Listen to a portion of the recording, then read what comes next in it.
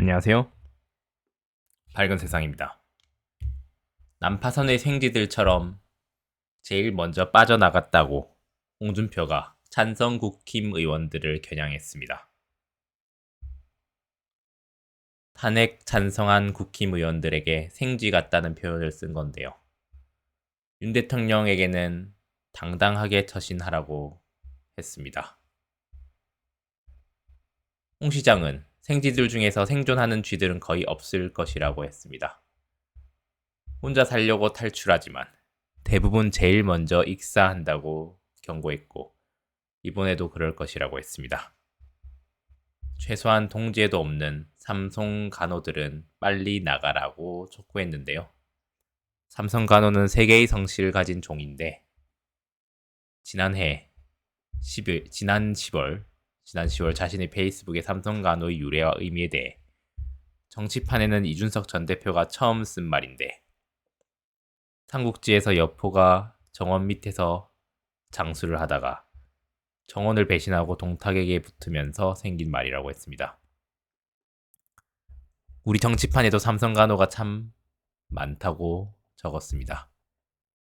이번 모두 친한계 의원들을 겨냥한 비판인데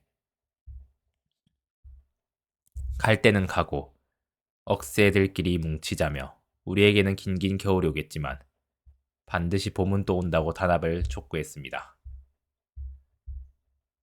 실패의 큰 원인은 용인술입니다. 한동훈, 김용현 같은 사람을 곁에 둔 잘못이라고 지적했습니다.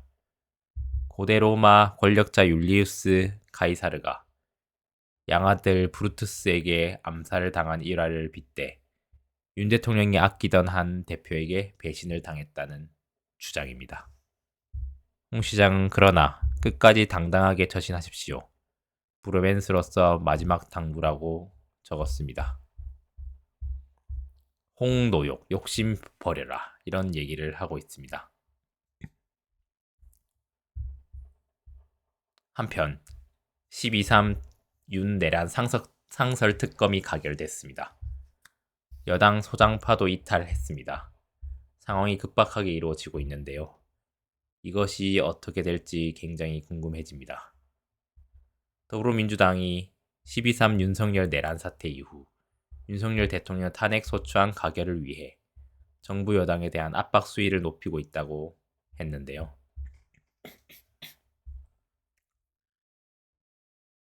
여당은 4분 오열됐습니다.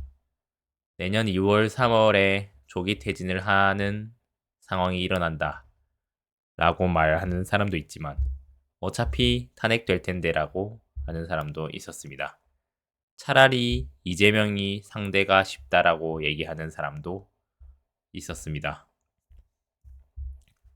대통령이 6월 또는 3월에 하야하고 대선은 4월 5월에 치른다 라는 하야 시나리오를 놓고 의견이 분분해지고 있습니다.